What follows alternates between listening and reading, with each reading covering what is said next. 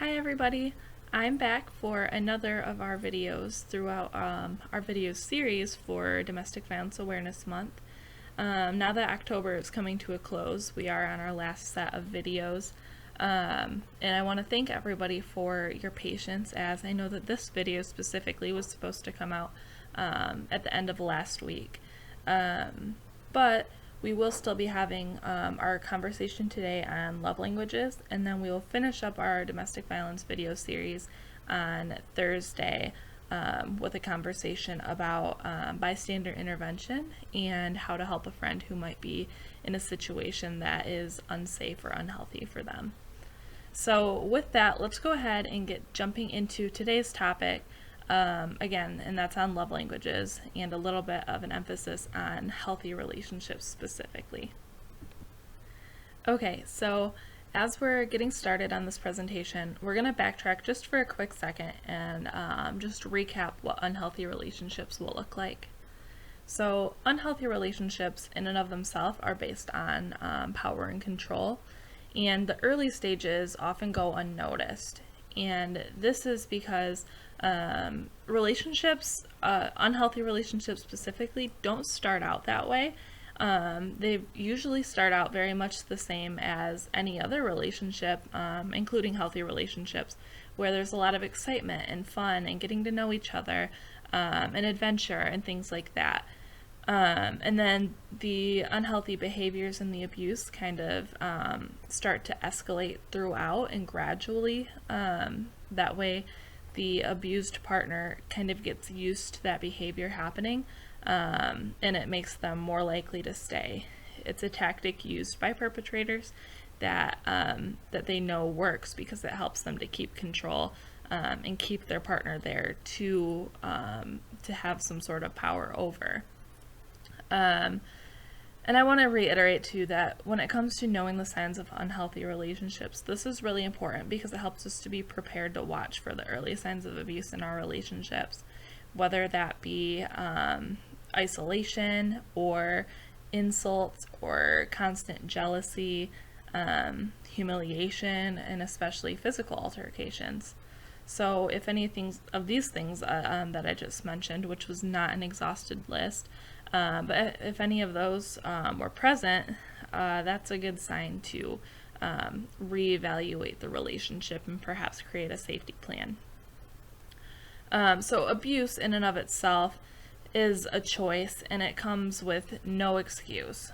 The only person who's at fault for the abuse is the abuser. The person who is experiencing that abuse is at no fault whatsoever. And this is important because their abuser is going to be telling them just the opposite, and they're going to be justifying their actions based on different behaviors of the partner that they are taking advantage of.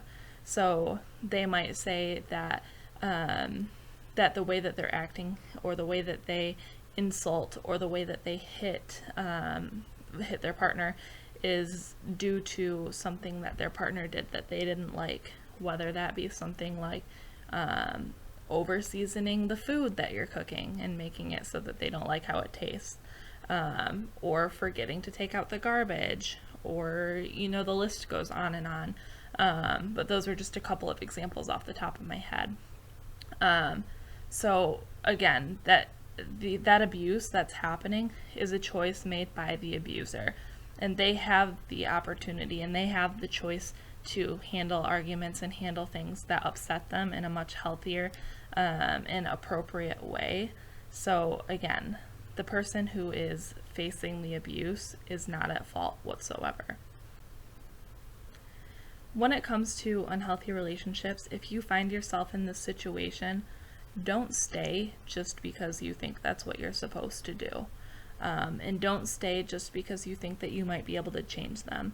This comes into play when talking about how these relationships don't start off abusive, because if you, as the partner who is facing the abuse, if you are remembering the good times that you had, or remembering who the person was when you first met them, then that's going to be holding you back from getting the relationships and the love and the respect that you deserve if you're constantly sitting there just waiting for them to revert back to their old selves. You can't change a person, no matter how much you want to, unless they truly want to and actively participate in trying to change.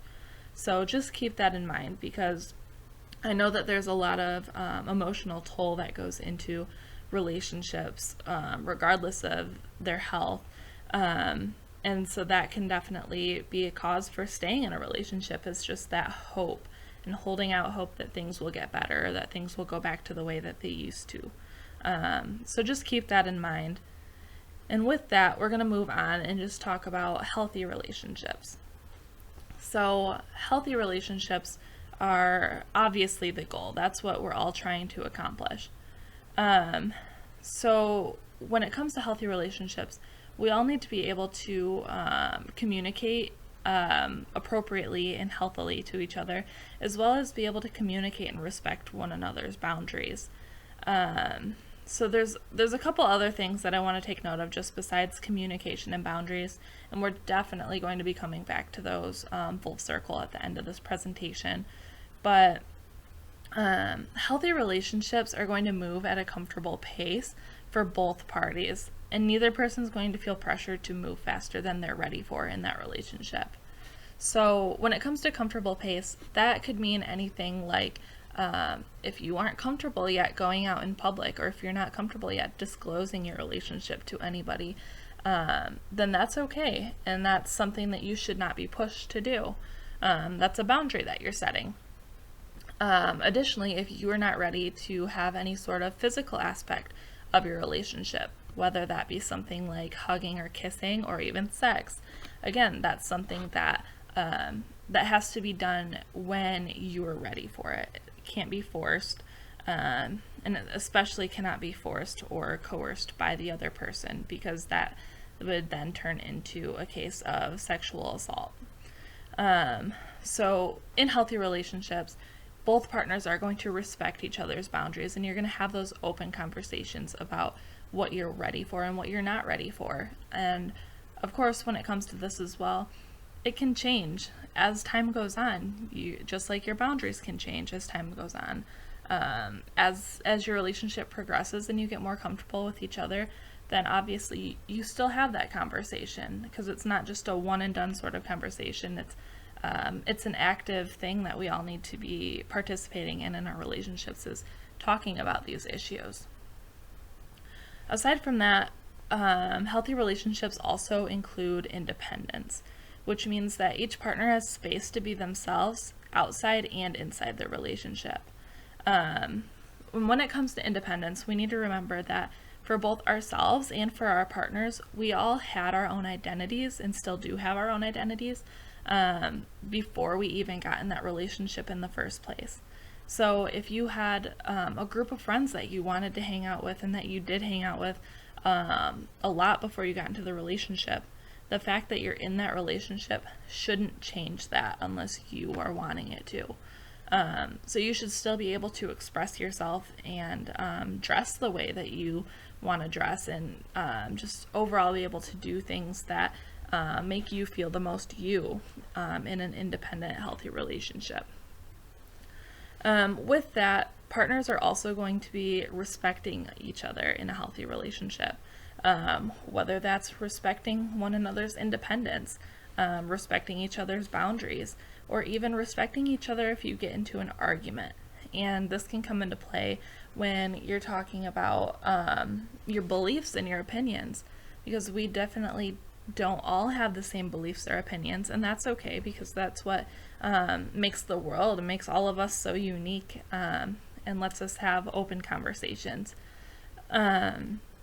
Balance is another huge thing in healthy relationships, and this just really can be put into simple terms of each partner in a healthy relationship will be putting the same amount of effort into the success of that relationship, and it's not a one-sided event.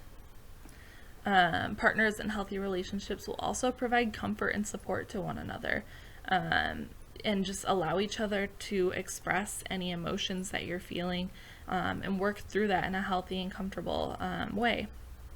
And then finally, the last part that I will talk about this, and again, this is not an exhaustive list of, or a checkbox of how to know if your relationship is healthy, but responsibility. So responsibility comes into play because you want to be able to take ownership for your own actions and your own words. So this means that you're not placing the blame on your partner. And we just talked about this. Abusive partners are going to be wanting to place blame on the person that they're abusing to try to justify their actions, when in reality, healthy relationships, each person takes responsibility for their own thoughts and feelings. And of course, all of our thoughts and feelings are valid, but the way that we are expressing ourselves and that we're working through that is what makes all of the difference. And before I move into this next part of our conversation, I also just want to say that I will put in the comments, as long as I'm able to, I will put some resources, including a quiz that comes from, I believe, Love is Respect. If not, it'll be sourced on the reference.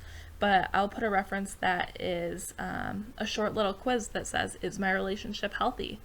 And additionally, I'll put another one, I believe from the same source, that says, it's another short quiz, and it'll say something along the lines of, "Am I a good partner?" And so that allows you to take responsibility and do a self-assessment and let yourself work through anything that you might want to change to be a better partner. So with all of that, I promise I will link those somehow, either into the video or in the comments underneath the video, specifically on Facebook, and I will make sure that everybody has access to that. So I'm sure that we've all heard the phrase, communication is key, before. And while that might be true, I want to go ahead and edit this phrase to say that healthy communication is key. Because there's a lot of different ways that people communicate, whether they realize it or not. There's assertive communication, which is going to be very helpful in relationships, and we'll kind of talk about that more a little bit. But there's also passive communication, there's aggressive communication, and there's passive-aggressive communication. So with that, I just want to make it known that in order to communicate in our relationships to ensure that they're healthy, we also need to make sure that the way that we're communicating and we're expressing what we need is also healthy.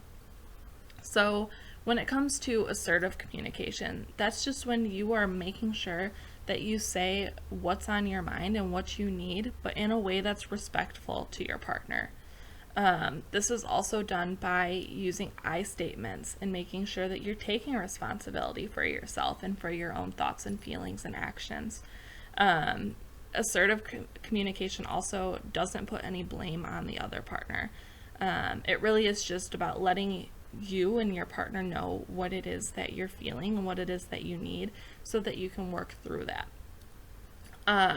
So when it comes to healthy communication, it also includes open, honest, and safe communication. So when you're communicating with your partner, you should be able to understand each other and what your expectations are after your conversation, excuse me. And with that, you'll also be listening, because active listening is a huge part of communication. Because you could talk all day long, but if that's not being heard and understood, then it really isn't a conversation that's happening. So in healthy relationships, the communication is also going to be respectful of one another, and recognizing that both of you are completely different individuals that are coming together to try to make sure that your relationship is successful. So in doing that, you need to make sure that both partners know and feel that that the way that they feel is valid. With that also comes to the conversation of privacy, because privacy needs to be respected as well. And of course, that falls into the category of boundaries as well. In healthy communication, you're also going to have a lot of compromise, because even in healthy relationships, disagreements and arguments are completely normal, and you can solve them in a way that's fair and rational to both people. Again, like I mentioned earlier, having the feelings and experiencing the things that you're going through in your own way is completely valid. However, you need to make sure that you are responding in a way that is also respectful. Healthy communication also includes celebrating each other's accomplishments and success, and making sure that each partner is able to speak openly and, of course, feel heard after the conversation's done. Just to reiterate that point about active listening. And then with healthy communication, this kind of opens up the conversation for our next topic or subtopic, which is love languages. So love languages are different ways that we express and experience love, and they're a huge part of communication because we need to be able to ask our partner what they need, and we need to be able to understand what it is that they need, as well as be able to express what we need and give our partner some tips for how they can make that happen for us. So with that, let's move into the conversation on love languages, and of course I'll have some resources on this one as well. Okay, so with love languages, these are 5 different ways in which we express or experience love. Oftentimes, before we really know what love languages are or what our own love languages are, we are usually giving the love that we want to receive back. And I'll give a couple examples as I go through the different love languages so that that's a little bit more clear of what that means. But we give what we want to receive. So just keep that in mind as we move forward in this discussion. Additionally, there's really no right or wrong love language because everybody has their own that's unique to them and their experiences. With that, love languages can also change over time, and that kind of goes into that part of open communication that we need to make sure that we're having with one another and with our partners so that we know what our partners need, and we're staying updated as new experiences and new feelings arise. So the point behind love languages is really just to ask ourselves and ask within our relationships, how can we love each other better? Because we can all love each other better, and we can all learn to love better in any of our relationships. And additionally, the other point behind love languages is to ask, what do we need in order to feel loved?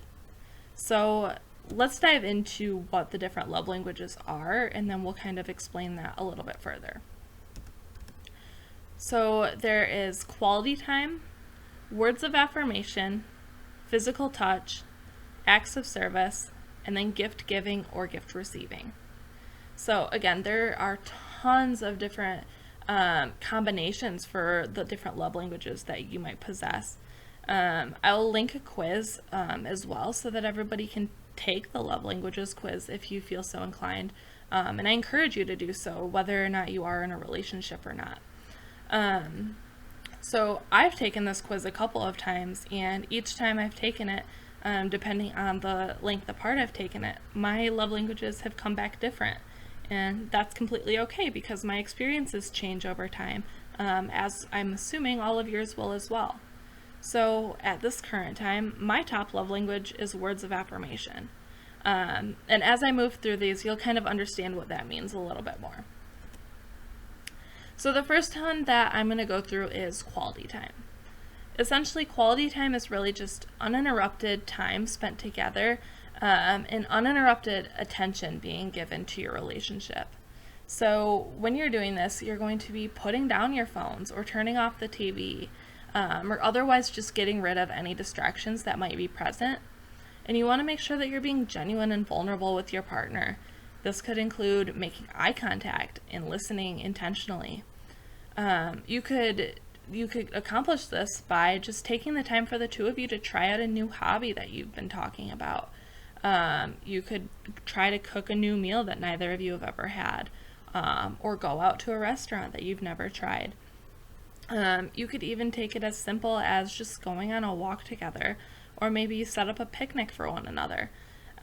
There's really a lot of options here, but the point is that you are just taking alone time together, and you're really just reconnecting with one another without any sort of distractions for your relationship.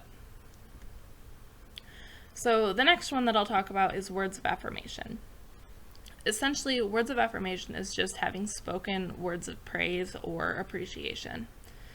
So, as an example of this, if your partner does something for you, like taking out the garbage or washing the dishes, make sure that you're intentional about thanking them for their actions, especially if their love language is words of affirmation. Because when you tell your partner that you appreciate them, that's really confirming for them as a words of affirmation person that you are witnessing it and that you are very gracious for what they're doing for you. Even if it seems like something simple to you, just hearing the words thank you and just reaffirming for them that they're really helping you out or just making you happy is going to be a really great way to show words of affirmation. Additionally, offering reassurance that they're doing a great job as a partner or just even as a person is another great way to spread words of affirmation for someone. So for somebody with a love language of words of affirmation, this means that they're really going to feel the most loved when you verbalize your appreciation for them, either as gratitude, as affirmation that they're doing great within your relationship and that they're really helping you out. Or it could even include commenting that or complimenting their physical appearance and things like that. So there's really a lot of ways that you can take words of affirmation as well.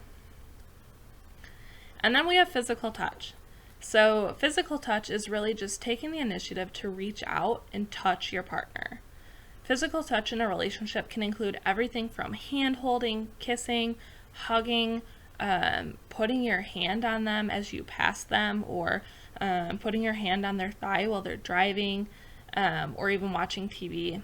And it does include sex as well. Because there's a lot of emotional power when it comes to physical touch, and this is why a person whose primary love language is going to feel the most appreciated when you touch them. And of course, when it comes to physical touch, we obviously need to make note that consent is a huge part of this as well, and same with boundaries. So this is where communication comes into play, because we want to make sure that if our partner is a physical touch kind of person, that we are also respecting the boundaries that fall within that realm of love languages for them.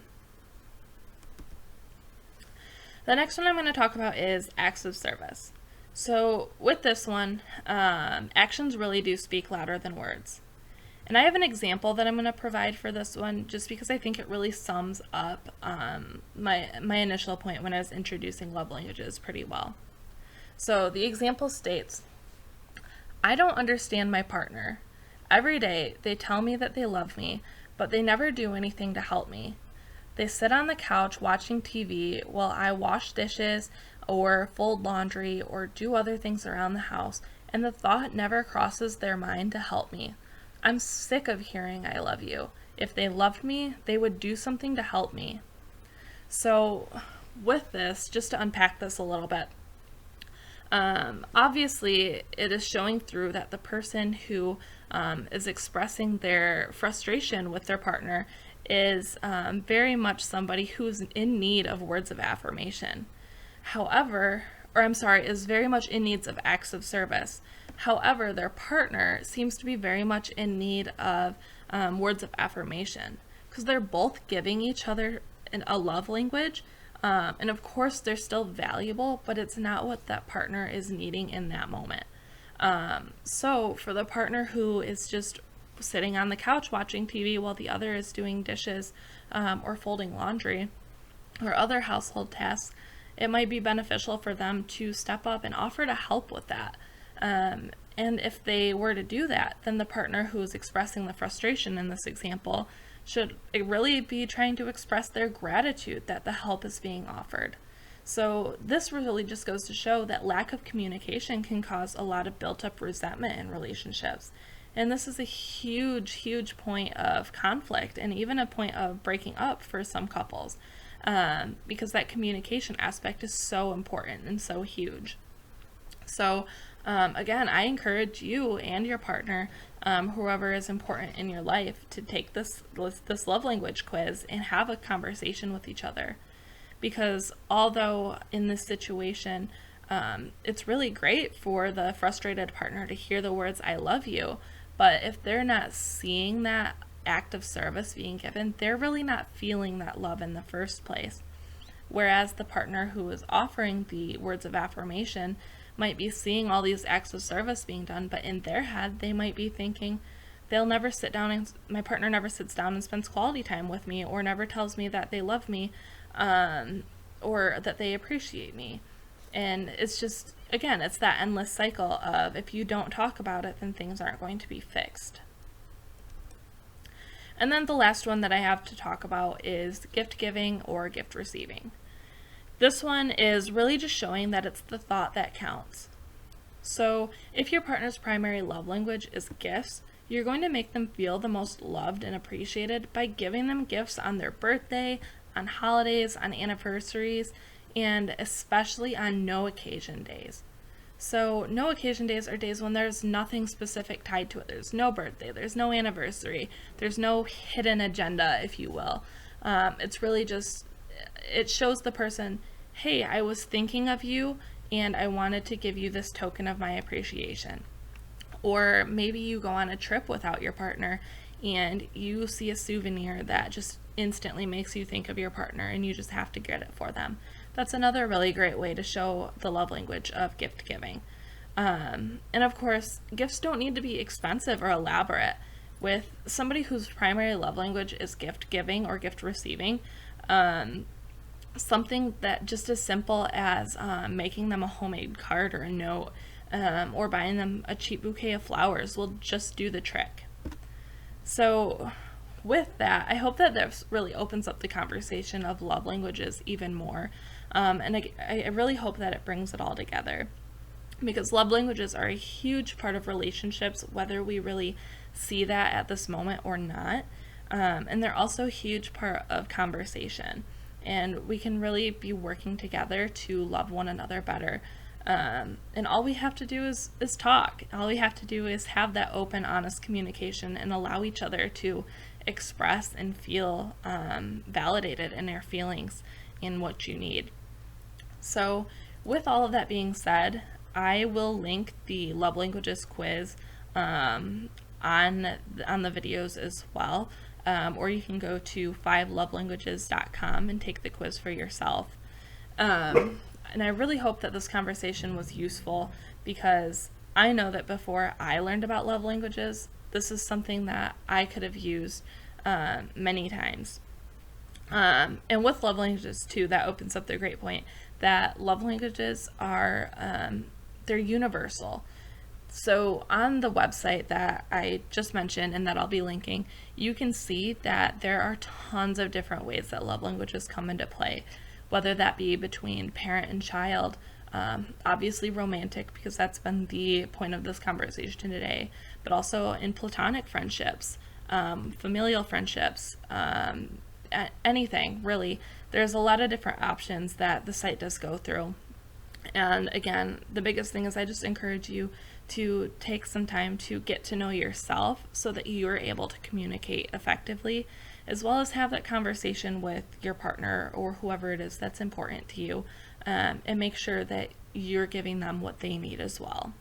So with that, if there's any comments on this or questions on this topic, feel free to send us a message or comment on this video, and I'd be happy to dive into that a little deeper or provide any other sorts of resources that might be beneficial. All right, we'll see everybody on Thursday with our next conversation on bystander intervention.